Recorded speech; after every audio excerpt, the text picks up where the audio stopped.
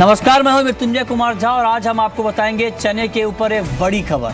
लेकिन उससे पहले नजर 3 महत्वपूर्ण कॉल पे, बम्पर कॉल पे, जहां पर इंट्राडे में आपको सबसे ज्यादा प्रॉफिट मिल सकता है, ये हम आपको बताने जा रहे हैं। और आज की पहली बम्पर कॉल है जहां पर आप ट्रेड कर सकते हैं और जहां पर आपको सबसे ज्यादा मुनाफा मिलने की गुंजाइश है, ये हम आपको बता रहे हैं। सिल्वर एसएफसी कॉम्प्लेट का व्यू है कि 47,100 के स्तर पर आप बाई करिए।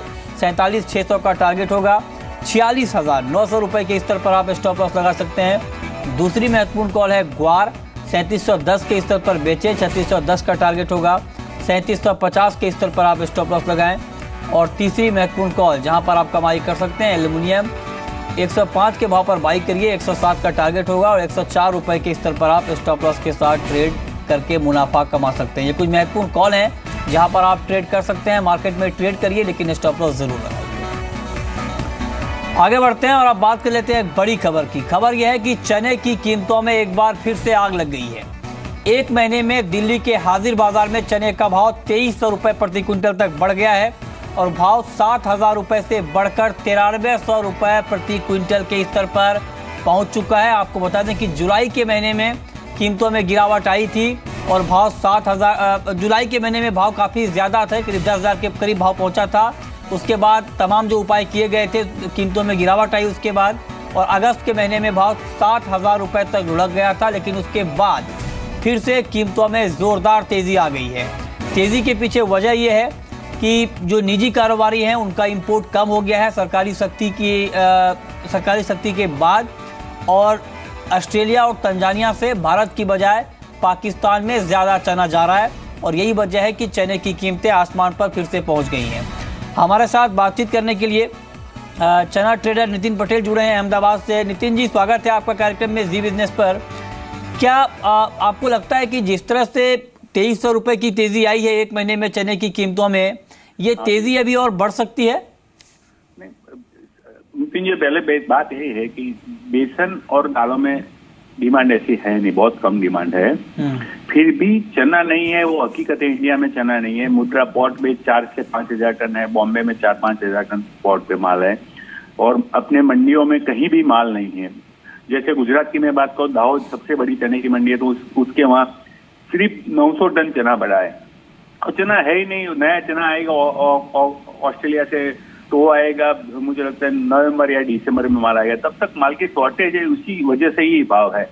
और सामने बीज की भी डिमांड निकलेगी, बरसात अच्छा हुआ है सब जगह, तो ये इस वजह से ही चना का भाव बढ़ा है। और दूसरा सबसे बड़ी हकीकत है, चना है ही नहीं, कहीं भी स्टॉक नहीं है। सारे इंडिया में कोई भी मंडियों में लंबा कोई स्टॉक पड़ा ही नहीं है। हाँ, तो ऐसे में नितिन पटेल, जो बात आप कह रहे हैं कि स्टॉक काफी कम है चने का और आगे त्योहारी सीजन है, त्योहारों के दौरान चने की डिमांड बढ़ती है, ऐसे में क्या ये माना जाए कि 10,000, 10,500 का लेवल चने में बहुत दूर नहीं है?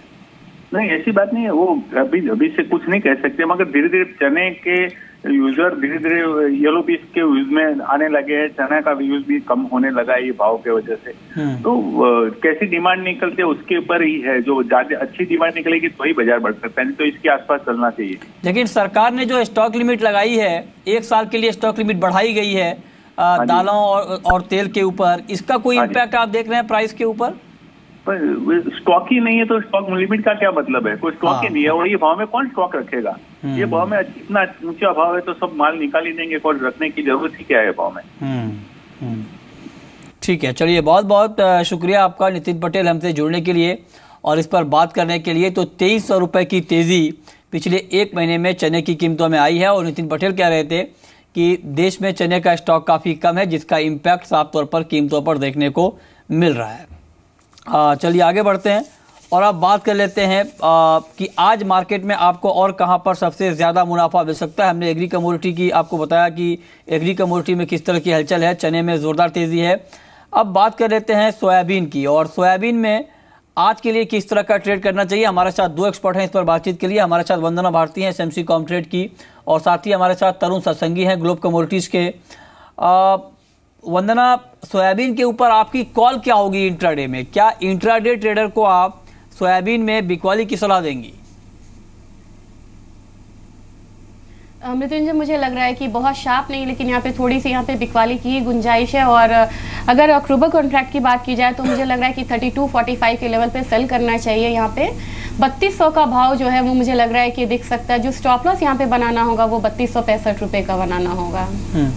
पूरे एडिबल ऑयल कॉम्प्लेक्स पे तरुण आपका कमेंट क्या होगा, क्योंकि तेल तिलहन पे 1 साल के लिए स्टॉक लिमिट भी बढ़ाई गई है, तो इन तमाम डेवलपमेंट को देखते हुए आपका आउटलुक क्या है एडिबल ऑयल पे?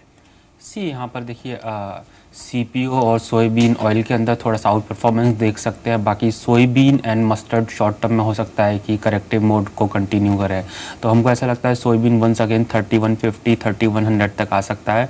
इवन जो सरसों हैं उसके प्राइजेस भी हमको लगता है कि अगर नियर टर्म की बात करें 4500 तक आ सकते हैं। अगर थोड़ा सा ब्रॉडर आउटलुक लेते हैं तो शायद 4000 तक भी प्राइस आ सकते हैं।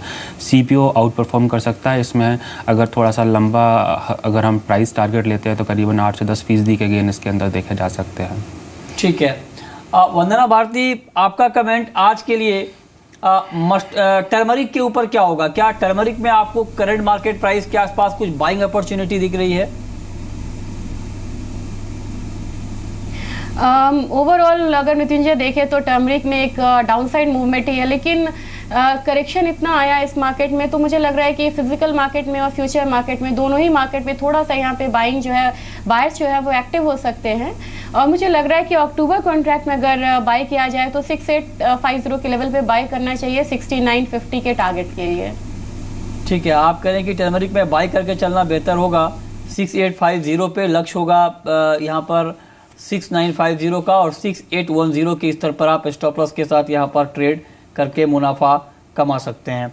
और ग्वार पर क्या कमेंट है वंदना भारती आपका? ग्वार में क्या करना चाहिए?